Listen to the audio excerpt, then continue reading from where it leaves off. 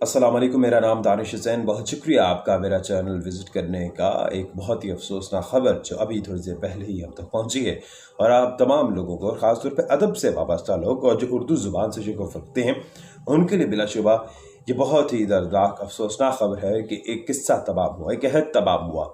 राहत इंदौरी यानी कि राहत कुरैशी, जो कि राहत इंदौरी के नाम से पूरे बरे सग़ीर पाक व हिंद में जाने और माने जाते हैं, आज वो इंतकाल कर गए हैं। कोरोना वायरस में मुब्तला थे और आज वो जाबर ना हो सके और खालिक हकीकी से जा मिले।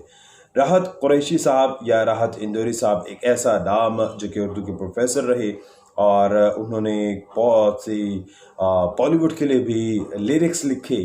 बहुत आला पाए के उर्दू के लिरिक्स लिखते रहे, और इसके साथ वो प्रोफेसर, एक पेंटर, एक ज़बरदस्त आर्टिस्ट, एक ज़बरदस्त इंसान और बड़े ही नरम दिल रखने वाले इंसान। जिससे भी मिलते थे उसका दिल मोह लेते थे। 70 बरस की उम्र में आज वो इंतकाल कर चुके हैं। और ख़ास तौर पे इस एरा में जिस तरह से हम डिजिटल प्लेटफॉर्म पे देखते हैं, तो उनकी शायरी को बहुत से लोग जानते मानते हैं। बल्कि मैंने कुछ ऐसे भारत के दोस्तों से, अपने फैंस से और बाकी लोगों से, और 2-3 पाकिस्तान के भी लोगों से सुना और उनसे ये जाना, उन्होंने इस बात का एतराफ़ किया कि भाई हमें जो उर्दू आती है, ये जितनी हमने उर्दू सीखी है उसमें काफ़ी हद तक जो उर्दू है वो राहत कुरैशी साहब या राहत इंदौरी साहब की जो शायरी है उससे हमने सीखा है।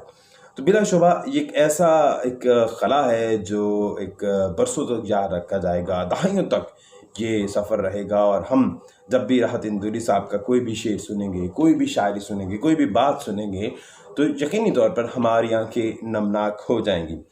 तो जाते जाते एक शेर मुझे उनका याद आ गया, तो मैं ज़रूर आप सबकी नज़र करना चाहूँगा कि ऊंचे ऊंचे दरबारों से क्या लेना, ऊंचे ऊंचे दरबारों से क्या लेना, नंगे भूखे बेचारों से क्या लेना, अपना मालिक अपना खालिक अफजल है, आती जाती सरकारों से क्या लेना।